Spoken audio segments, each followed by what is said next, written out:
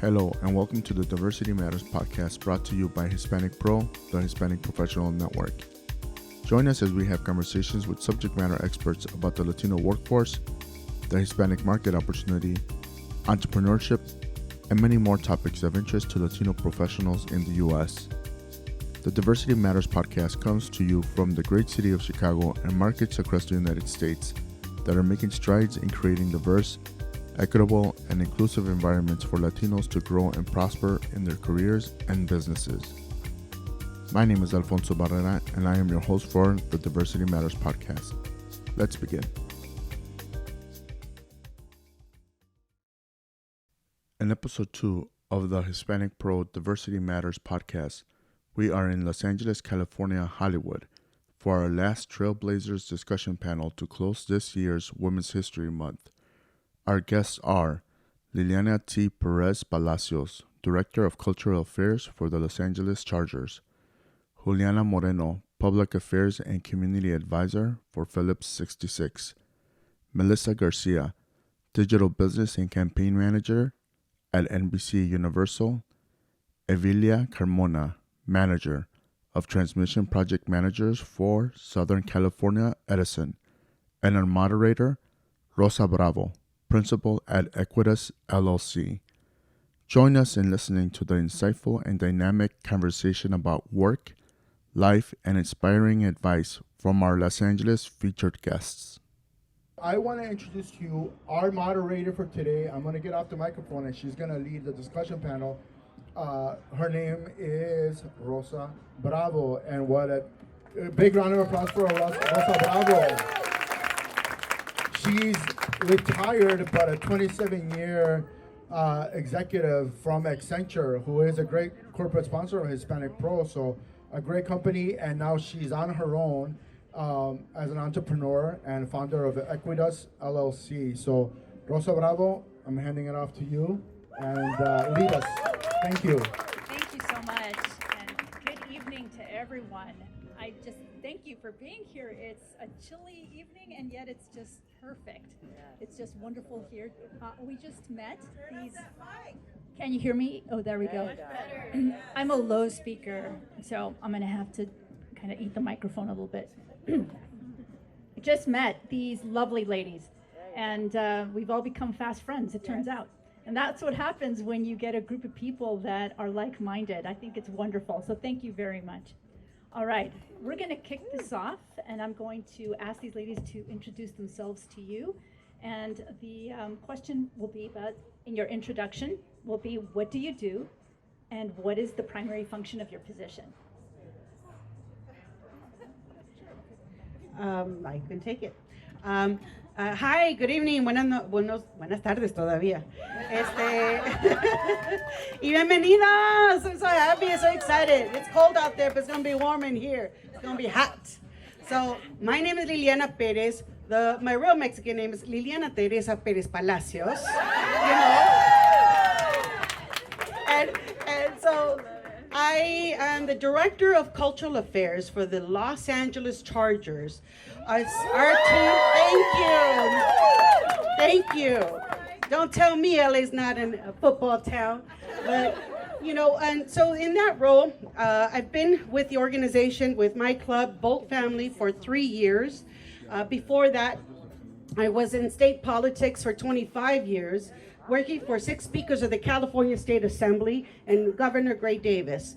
And so throughout the whole time, you know, so what am I doing in sports? Well, somebody in sports called, you know, my chief of staff said, hey, you're a connector, you know people, so you know how to engage with people. So I need that for this team.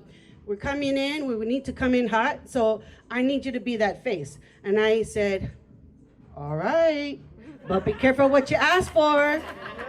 So, because I'm bringing a lot of flavor. So, I'm proud to say that we represent the fan base that represents the second largest fan base of Latinos in the entire 32 clubs. Very proud to say that, you know, our fan clubs are not only just, you know, not just in Mexico, but also in all of our southern greater California. Why? Because we're the only team that have never left. Out of the six decades that we've been here, we've never left. So just on saying that I'm just honored to be here. I'm inaugurating a role that never existed. I am creating new ways of being able to conduct business on our behalf and being able to bring community, even though I'm not CR, but I get to be able to partner with sponsorship, marketing. I get to do work with communications, public relations, leadership, ownership. So I get to be a part of all of those discussions, and I have the honor and the privilege of having and bringing my whole self, immigrant, undocumented, Mexican, tapatía, and a queer woman of color. So I get to bring all of that unapologetically to the corporate world, and that's now my home. So that's me in a nutshell, and then I forget the question because I went on. Hi everyone, my name is Evelia Carmona, and I work for Southern California Edison. And my team, I work with amazing project managers, and what they do is they construct everything that has to do with electricity. So anytime we have to replace a pole or anything that has to do with bringing you reliable energy, that's what my PMs do. By the way, today's her birthday.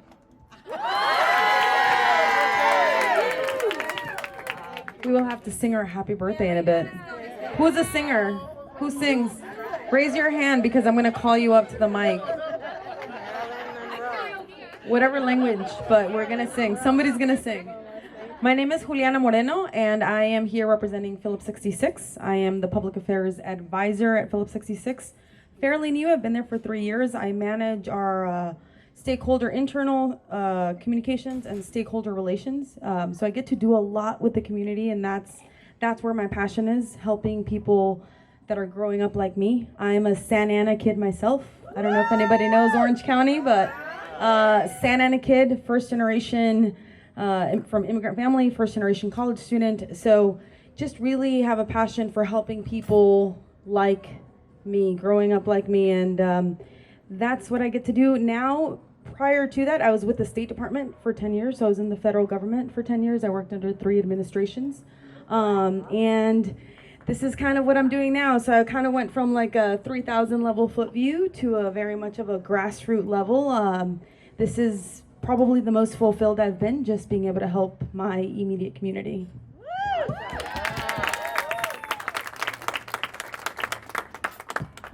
Hi everyone, my name is Melissa Garcia and I'm representing NBCUniversal. I am part of the business operations and sales for Peacock, and previously I was at NBC Sports for working the Olympics for Tokyo 2020 and Beijing 2022.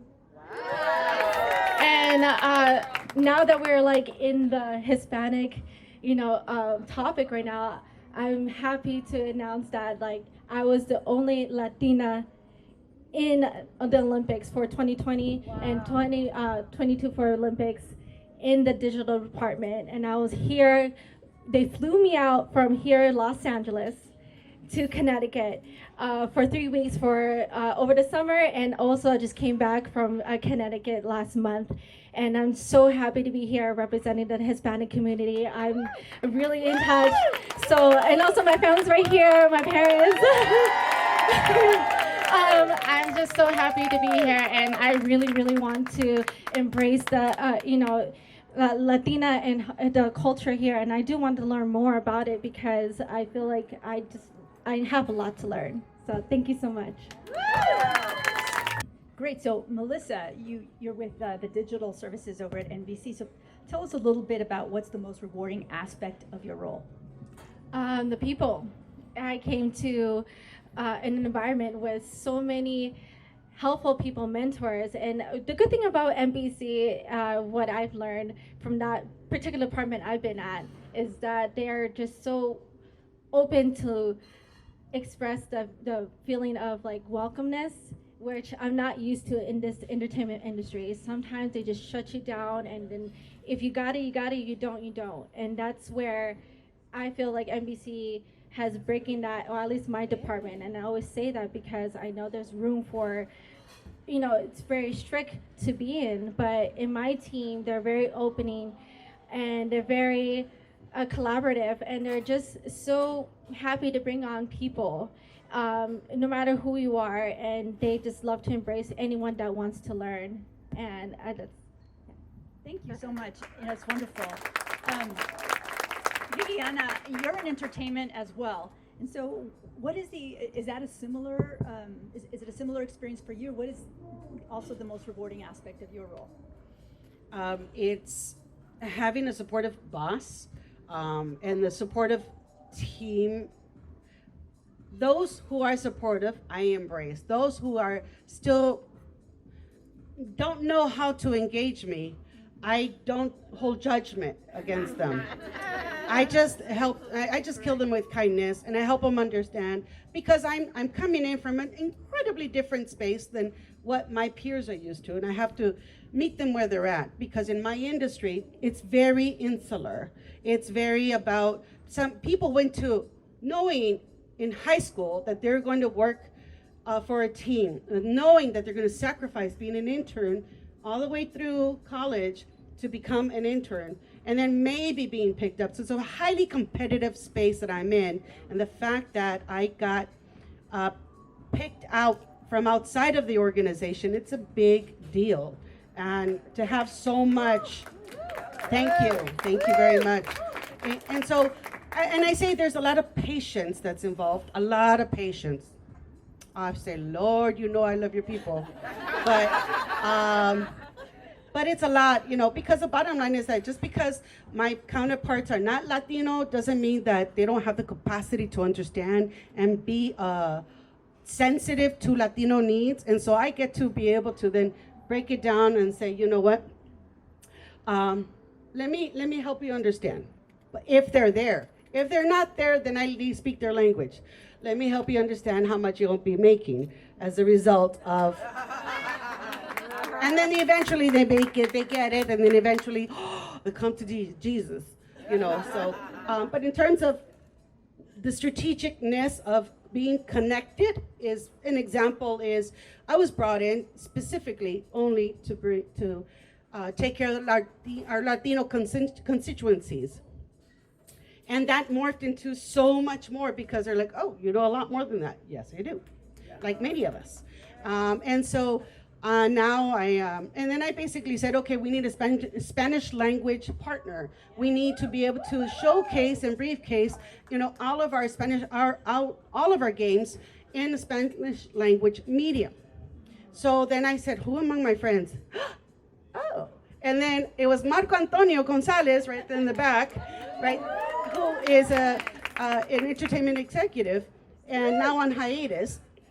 And so when he was with Estrella, I basically said, hey brother, I need you, how do we make it happen? He says, I'll bring my boss over, and I brought my boss over, and so now we are partners with Estrella TV. They carry all of our outgoing and all of our home games on the radio station, and because of this partnership, we also have two stellar journalists, Adrian Garcia Marquez and Francisco Pinto, who are known for their Spanish language broadcasting for the Lakers. So, it's kind of like, and again, how do I know this? But we're Mexican, or we're Mexican, or rather, we're Latinos. So we're innovators, and we figure it out.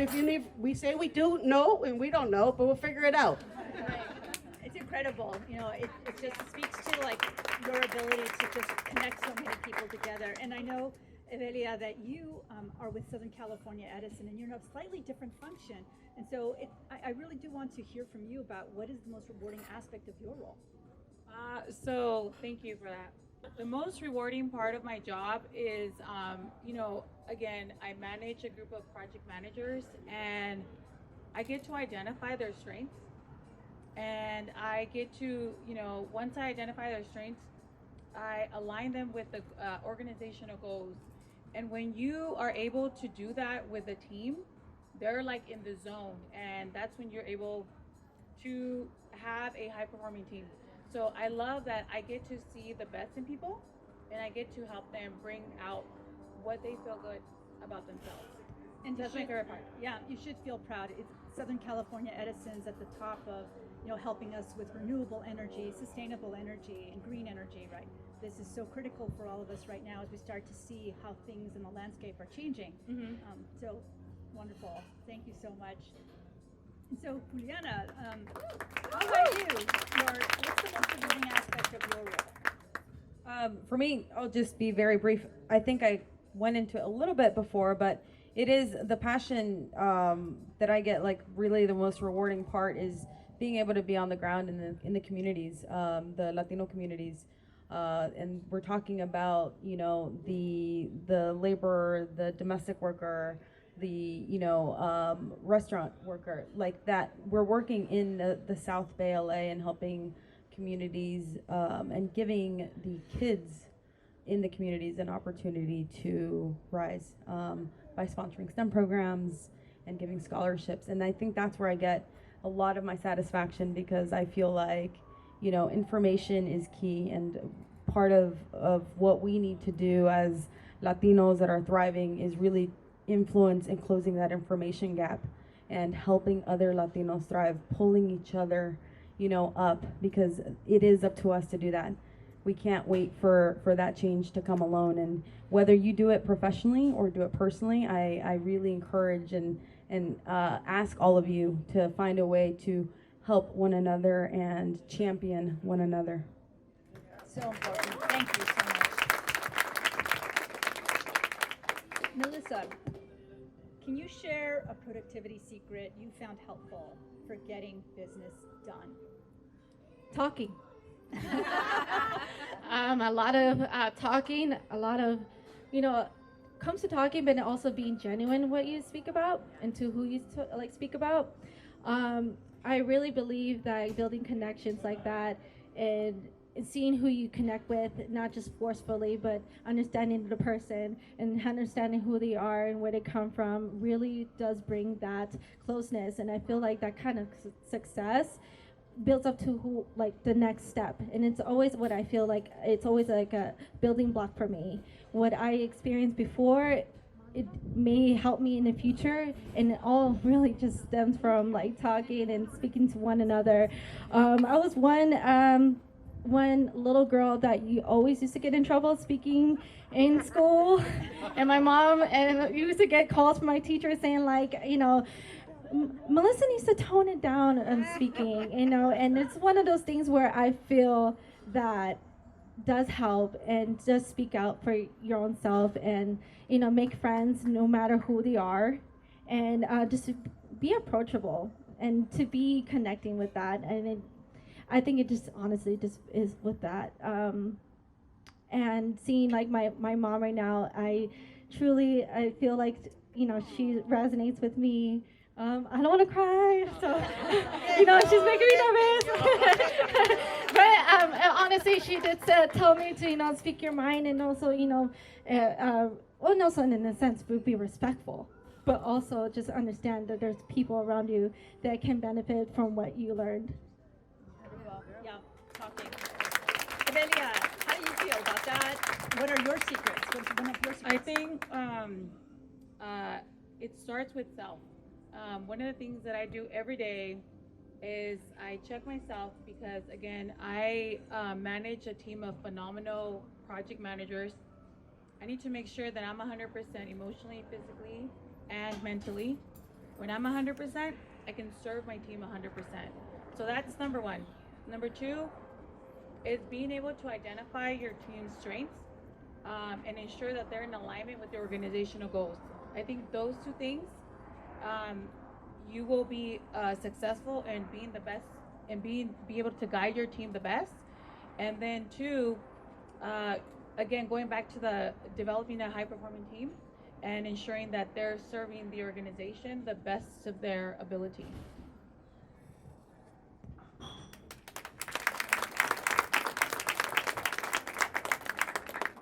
Did you want to share what your productivity secret? I feel like there's a holistic view to this, and then there's an individual view. I mean, I think that we approached a holistic view and team-wide kind of goals, but individually, I think we each just have to know, and really piggybacking off what was said, really knowing your strengths. I think you're more productive when you're able to identify what you are good at and what you should delegate. And that's how you're going to be more productive. Leveraging your teams, using the people that you have around you, and hitting your benchmarks by being able to turn away work at the same time and saying, no, actually, I'm not the subject matter expert. I can't do this, and I'm not going to be the most efficient and most productive. So it's really just identifying your own strengths and being able to kind of use your social and emotional skills to identify what your team has to offer and what your colleagues have to offer, even if it's people that you're not managing. But that's kind of where I think you can hit benchmarks and be a bit more productive. That's a very tactical view, and one I think that we all appreciate. So, Liliana, I'd love to hear what you have to say about your productivity secrets.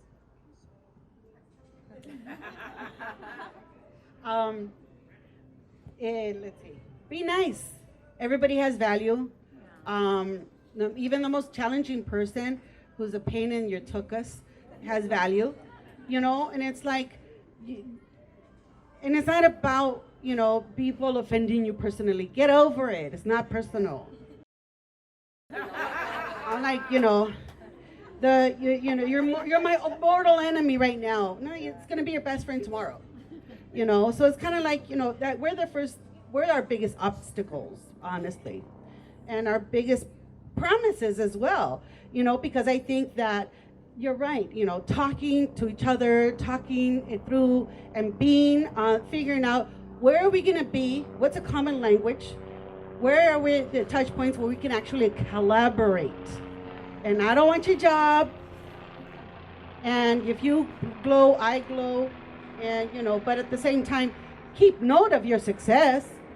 And I think that, and have your kitchen cabinet or your board of directors around you to be your sounding board to say, you know what, girl, you're gonna have to amplify your success over here, because we're the first ones to say also, not give ourselves that credit when it's due, but in a heartbeat think about, oh wow, great job, you did an amazing job meeting that deadline that was Mission Impossible with no freaking staff. So right, so it's kind of like we need our kitchen cabinet, and we also need to know when we're full of ourselves, and I think that's part of our success, when you think you're all that in a bag of chips. I know. That's where I'm like, and I appreciate you said you check yourself, because we also have to walk with humility. We have a lot of power, but we have a lot of responsibility, and we need to always practice humility. And again, everybody has worth. Very wise words.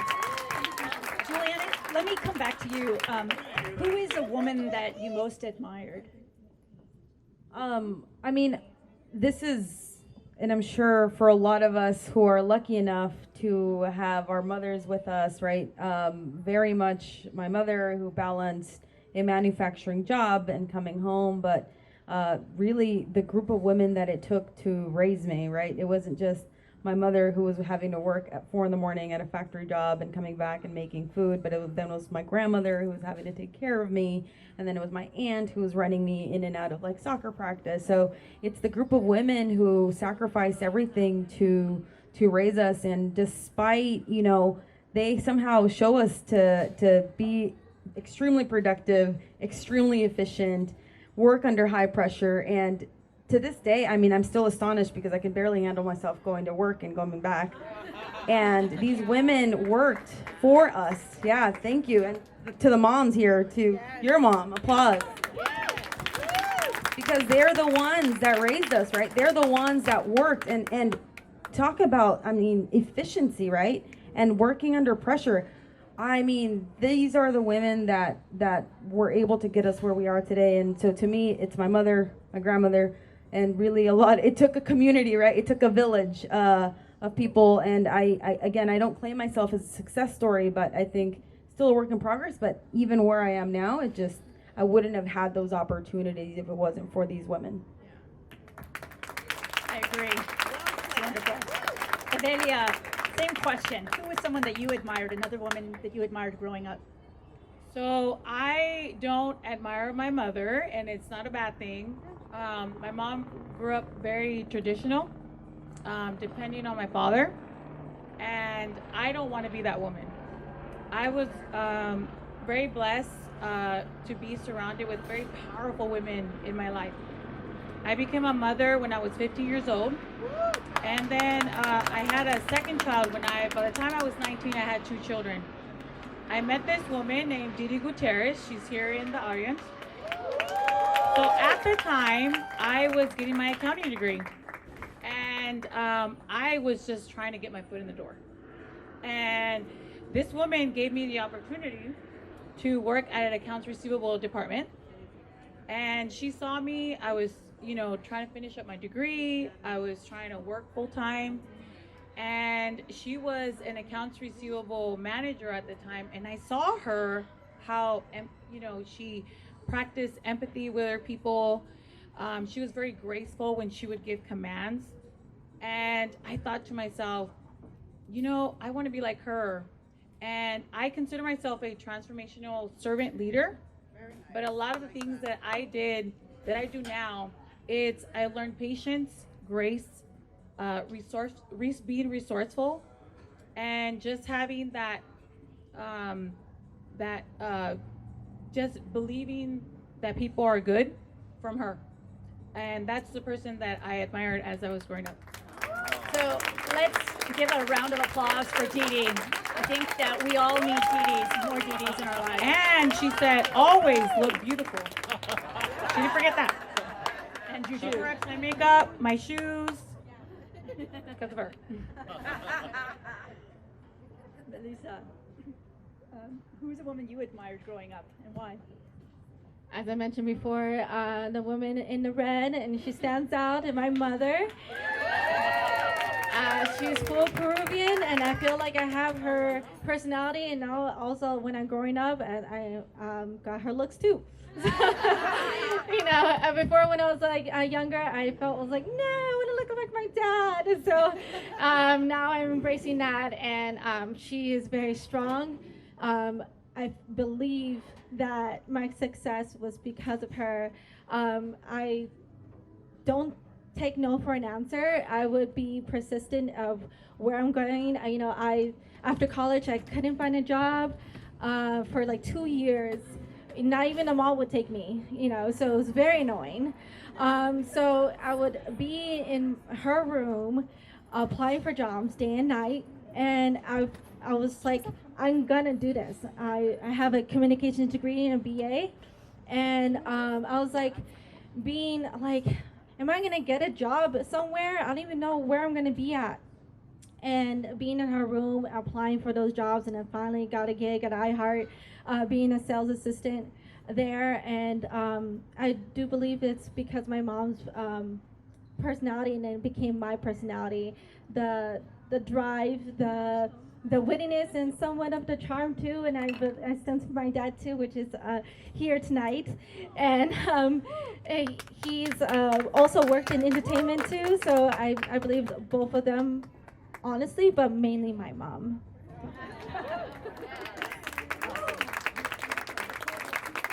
And Liliana, who did you admire growing up?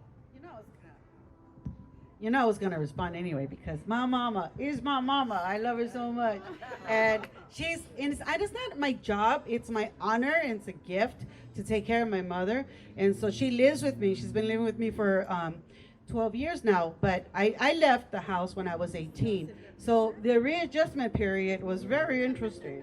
As a single woman, and because she's Mexican, so I'm like, I still have, it's my house, and I pay the bills, but I still need to not do a lot of things in front of her. And so, no, but my mom, now is my gift. She's terminally ill. She has dementia. And so, it's my gift to be able to say, oh my God, thank God she woke up again. Thank God that she's fine. Thank God that she's with me, because for me, she's my presence.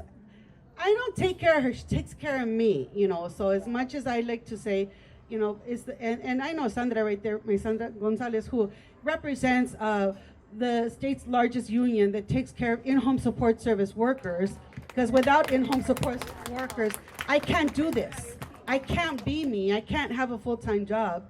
But, at the end of the day, it's my mother, and it's my mother's tenacity and sacrifice for coming to this country with me and having that daring to dream that it's going to be better for the rest of us. But yeah, my mama. I think it's resounding for the moms.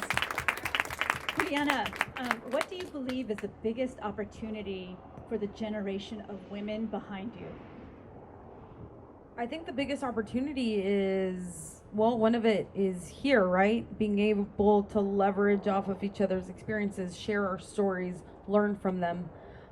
Moving forward, we have female women in the industry moving up, and I think the most important thing is going to be able to support each other through that, building those coalitions, building those networks, finding both the women and men that are going to champion women into higher levels in the workforce. So the biggest opportunity is going to leverage where we are now to be able to progress higher and actually create an executive workforce in the private sector that reflects our society, create a representation of elected officials that actually represent our United States. And I think that it's going to be there. We have some great examples now, but the most important thing is to work together, build each other, and find the way forward, and we will get there. I think equity and inclusion is we have worked so hard to where we are now, but if we continue to build in it and not divide, despite what is going on out there, do not create division, do not fall apart, stay together, stick together, work together, build each other, learn from each other, that's what's going to give us the best opportunity forward. Here. Evelia, how do you feel about what do you believe is the biggest opportunity for the generation of women behind you? I think, so I have a daughter who is 26. She recently graduated as an engineer. And I think that one of the things that I tell my children, my two kids that I had when I was a teen mom, I tell them, we didn't come from privileged families, right, where things are given to us. So we have to be a little bit extra hard on ourselves to walk a straight line, right? We don't have the privilege that if our kids get into trouble, we can just call the Kennedys and say, hey, get them off of work, get them off of like this trouble that they're into.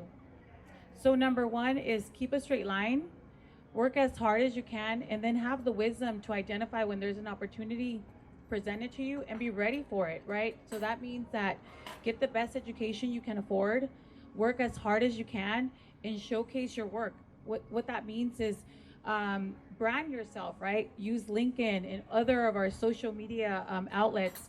And don't put out there, oh, look at me, I'm partying and drinking, because we don't have that privilege. We don't have that white privilege.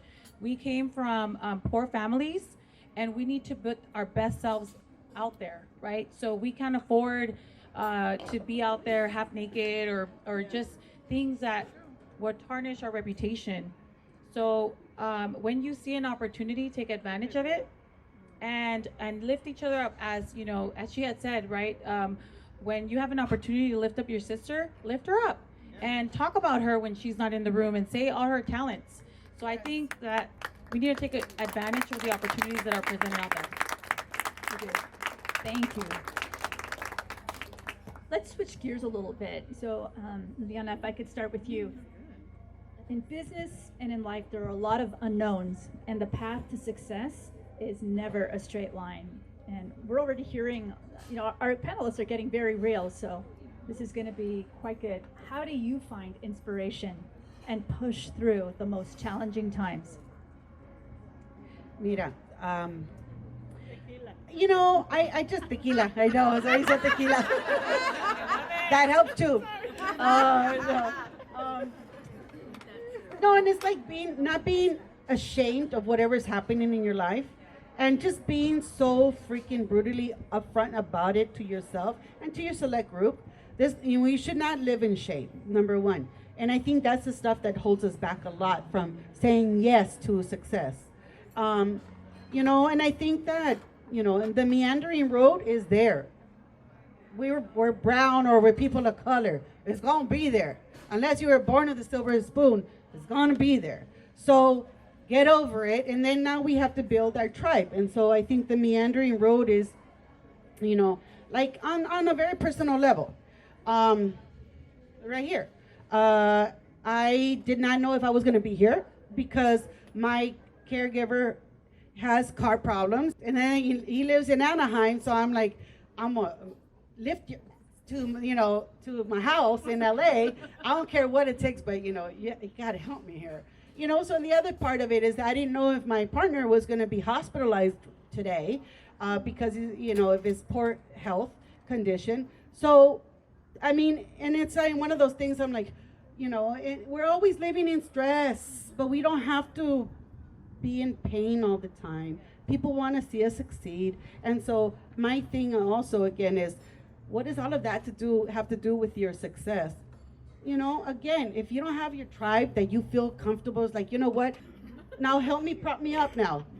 So that's, I think if you are able to be so authentically raw and real with yourself like that, then I think that can help, lift you into unlimitless epic proportions into who you're supposed to be, because life is waiting.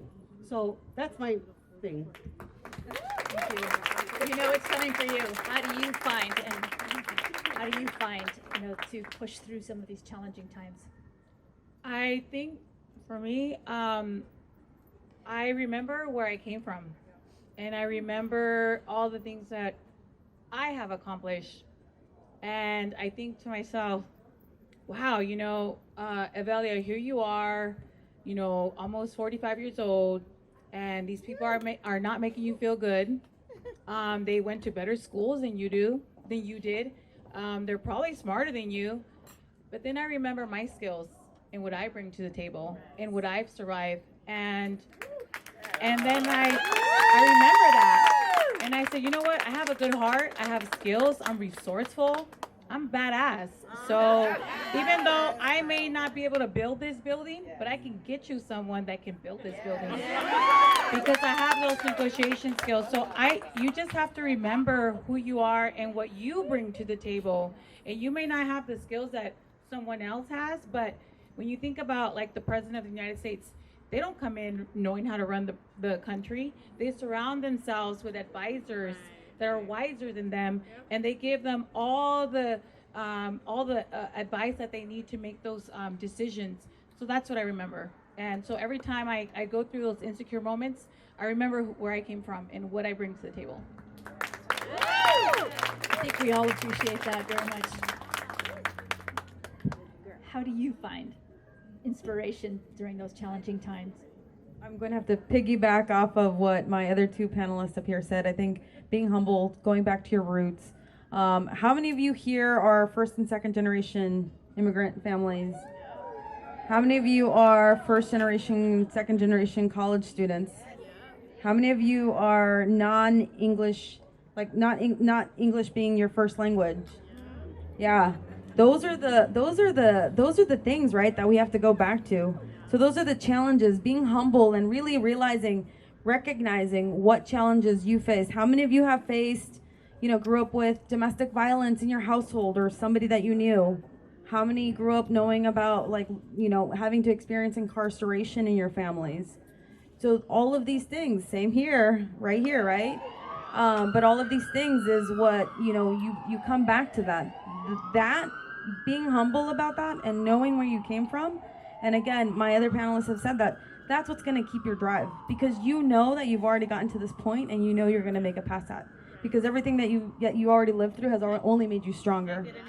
and it's not going to get worse than that. It's only going to get better. So we're going to push through, and at the end, we're going to be a better person because challenges only make us stronger, and we've already seen that because we've already lived it. So, and we keep pushing. So keep pushing because that challenge is so minimal, and it's so minimal that you're going to get past it, and you're going to get even better and become an even better and well-rounded person than you are now. Anissa, how do you find inspiration for those challenging times? All the no's. No, I cannot do it. No, you did not get that job because you don't have prior experience. No, all the no's.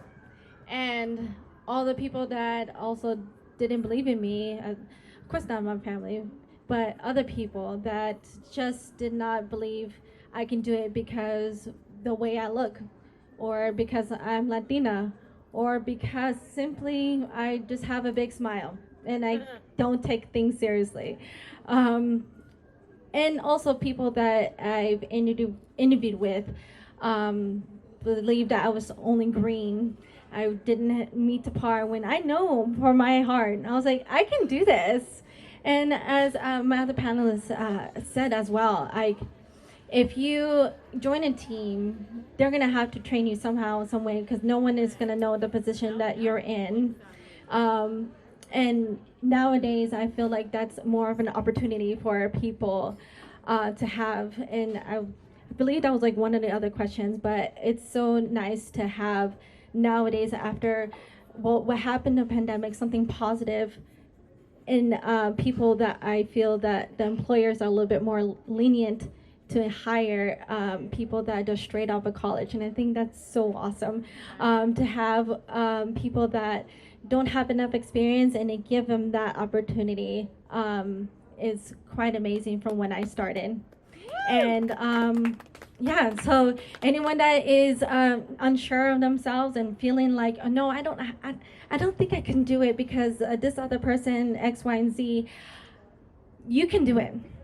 And if you have that gut feeling that you're good, then you're good. You know, just walk in that interview and be like, yeah, I'm that girl. You're gonna hire me in that attitude, and be, in a sense, I would say charming, but assertive, but also knowing what you know, and it's what you can bring to the table. And honestly, the last thing that I would say that keeps me motivated are my loved ones and also people that have seen me grown.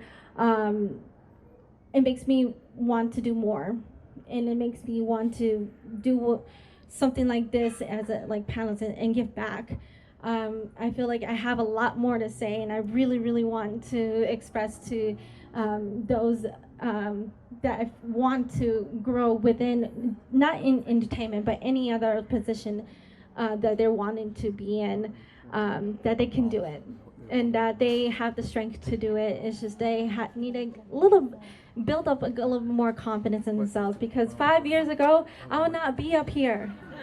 I would be so scared, and I'm a very anxious person. I'm like, no, I can't get in front of people.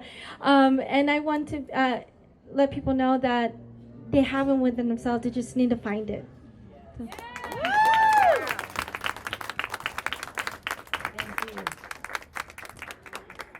Evelia, let me go back to you a little bit here. Can you share a women's empowerment moment that inspired you? Remember, my retainers hurt, so please forgive me for that. Yes, so again, going back to what I had said earlier, I've been very blessed with very sharp women in my life. And I remember that a mentor, her name is Rosa Bravo, and she said to me, I used to come in before with very insecure, and when I was coming up, when I would be called in for interviews, especially leadership positions, because I thought, man, these people went to Stanford, Brown, like, how am I going to compete with them, right?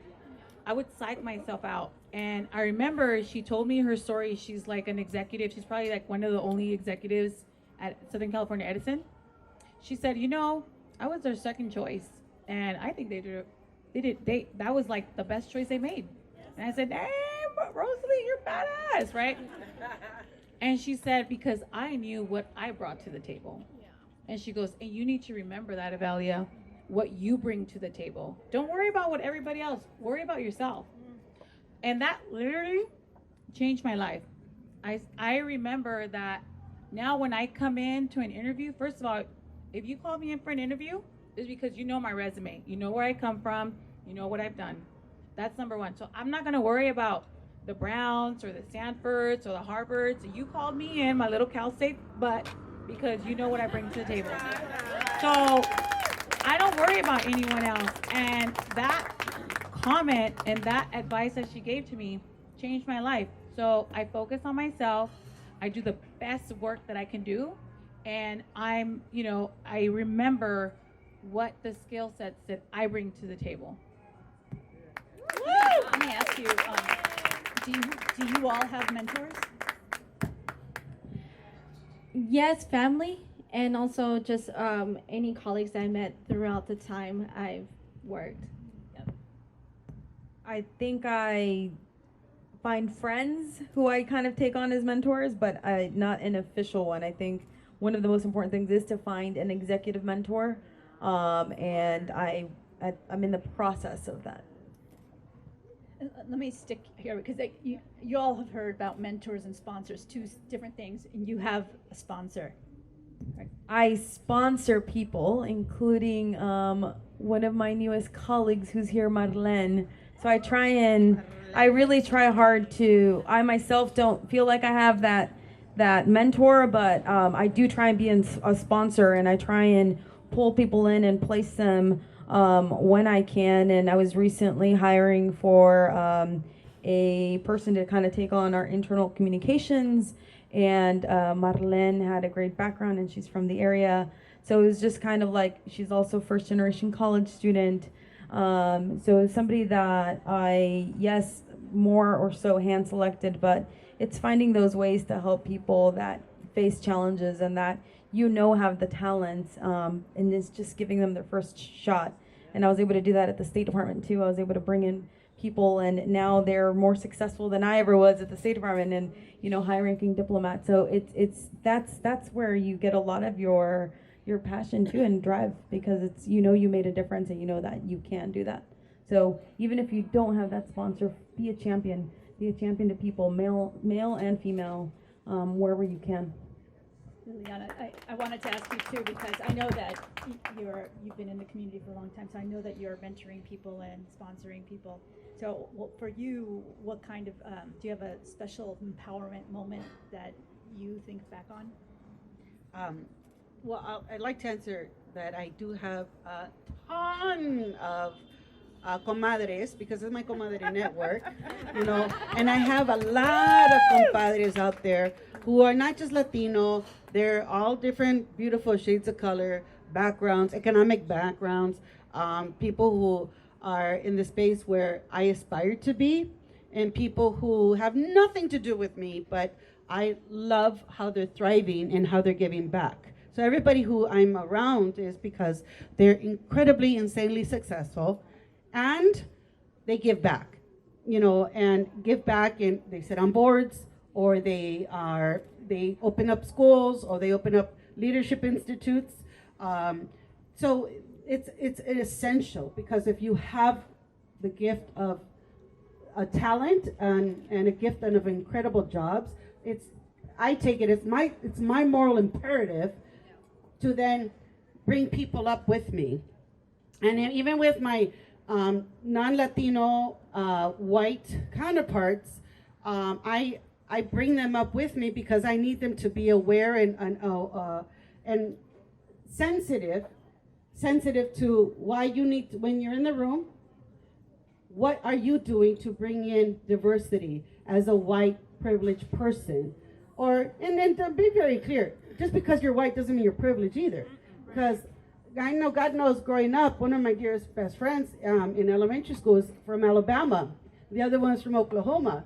And they were like escaping poverty to be, in a thriving area. So again, let's not get lost in that silo of it's only us, And the same thing goes for the fact that we need to always, don't be afraid, reach out. And yes, a lot of my counterparts who are not Latino or who were raised here are not like me at all. Are not, I mean, they're like, they find it weird and uncomfortable to be approached. Hi, how are you? My name is Liliana. They're like, okay. Oh, well, let me help you understand. I work here. Do you work here? Yes. And usually it's, and it's helping to break the ice. I know it can be scary, but it's helping to break the ice and help people understand why you need to build community around you and why you need to build your leadership circle around you, and help other people who don't have leadership circles.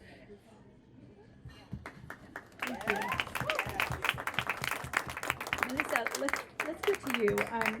I'd like to ask you about your network. What has been the role of having a strong network and building solid relationships that have contributed to your success? Everything. Staying close with your colleagues in previous roles or your current role, it really benefits that aspect of, getting to know like what's going on in the industry, or getting into the hot gossip, or as we call it, chisme, what's going on in the office, and growing from that. It does stem from having that strong relationship and knowing, maybe you have some, like, let's say a conversation on coffee with a colleague, and you're not even really looking for anything, but they mention something about, let's say, I'm trying to fill out this role, and for X, Y, and Z, and I don't know how or who to look for, and they describe it to me, and I was like, I know a person, and actually I referred two other people, and in my, thank goodness I was able to, because I helped out someone that came on board for the Olympics, and also now is a colleague with me that got promoted with me from the Olympics to be a campaign manager at NBC. And one of those things that just bonds us is just to have that kind of connection, and I will emphasize it again, to be a genuine connection. There's people that say, I know that person, but do you know that person, or are you just like trying to like maneuver around? Because I feel that when that happens, it's that kind of connection. If you do land in a role, whatever it is, it would not, what I've seen, last, and it will last for maybe a couple months, but then it will not last for long because of your personality. And I believe that building strong relationships with people does stem from within, and being with your own self and what you bring to the table.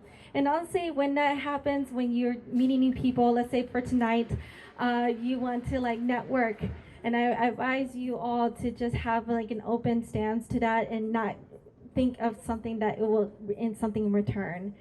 And to have a genuine connection can just be like, I met you here, and I was telling some of my colleagues tonight how easy it could be on LinkedIn, just sending a quick note, like on DM, saying like, it's great to meet you in X, Y, and Z event. I hope you have a wonderful weekend.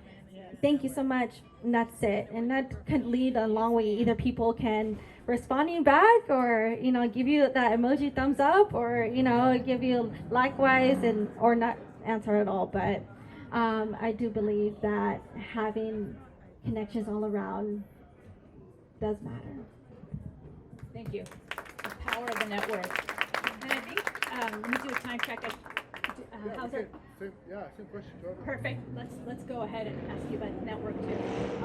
Power of the network. I actually really do very much like cold calls. If anybody, if there's some way that I can figure out to help you, and you just cold call or message on LinkedIn or whatnot, I do want to find a way to help you. And I think that's kind of a way that I've leveraged my networks. I have my group of people that I go to for questions. Sometimes it's, hey, I'm having a really hard time at work. What can I do? What literature can I read? Or, hey, I'm going for this job. I'm trying to leave the State Department. I want to go to the private sector. Where can I go, right? So networking is key in these pivotal moments in your life, in your career. And I don't think we should be ashamed or feel scared to reach out to somebody that you don't know. If they have a background or trajectory kind of that you're trying to follow, just reach out. I'm more than open to be the first person here to volunteer all of us on the panel for you to reach out to us. I'm volunteering all of us. Reach out with questions. This is what we're here for. If it's one thing that we've realized as Latinos, we're very resourceful, because if I don't know the answer, I will try and find it for you. And it's all about helping each other. The power of the network, right? Go ahead and answer the power of the network. Yeah, so my current job, I actually got it because I was part of the business resource group in my company. And my boss at the time had seen me, and she was like, wow, I love the way you present yourself, and you know, I have these 2 manager positions. I would love for you to apply. So I did, and you know, I was offered the position. But I think it's really important to, number one, protect your brand, right? Protect yourself and what you put out there in the public. Number 2 is take advantage of those moments when people want to help you. I met my my boy BFF, Leo, who's now at TikTok, and we met actually through LinkedIn. He reached out to me. We worked at, so Southern California Edison has about 12,000 employees. He worked in HR. I worked in building the grid. And he said to me, hey, can I talk to you about, you know, this Rock Your LinkedIn event that we're having? And we just connected that way. And, you know, and he did a whole interview on me. And because of that, I recently went to an interview last week to apply for a higher manager position. And the gentleman in the interview, the hiring manager said, oh, I know who you are, Evelia. You know, he brought up that, you know, I was into fitness, and I was like, how does this guy know that? All in my LinkedIn profile. So it's important to leverage those opportunities, protect your brand, and, you know, and the next thing is, like, yes, people will use, you know, those connections to offer you those positions when those opportunities come up. Thank you for joining us today. To learn more about Hispanic Pro and our resources, such as dates for upcoming Hispanic Pro in-person networking events across the United States, the Hispanic Pro Jobs Board, utilized by 250 plus companies dedicated to hiring diverse talent, upcoming podcast episodes, and more, please visit us at HispanicPro.com. If you found this podcast helpful, please share it with your work colleagues and friends via the associated social share buttons. Until next time, cheers and be well.